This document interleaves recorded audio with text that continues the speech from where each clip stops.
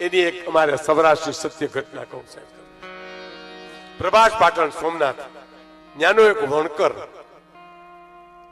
કઈ વાહન વ્યવહાર તો હતો નહીં, એટલે પગપાળા માધુપુર જાય ઘેડ ઉઘરાણી કરવા, વેજા વણવા દેવ હોય ને એની ઉઘરાણી કરવા.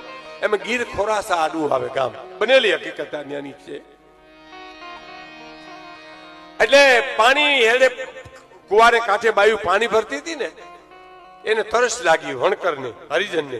એટલે ત્યાં કુએ જઈને કીધું બેન તરસ લાગી, પાણી પીવું છે મારે. તો કે હા ભાઈ લ્યો હું શીશી તમને પાણી પાઉં. એટલે ઘણો જાવ દીધો કુવામાં પાણી ગરેથી શીશી અને કીધું કે લ્યો ખોબો ધરો. એટલે ખોબો ધર્યો અને પાણી ખોબામાં નાખે એ પેલા બાઈ પૂછ્યું ક્યાંથી આવો ભાઈ? કે પ્રભાસ પાટણ થી આવું. કેની કોર જાવું? કે ઘેડ માધુપુર જાવું. એમ તો હા અમને તો એમ કહીને બાઈ બંધ થઈ ગઈ. સાંભળજો.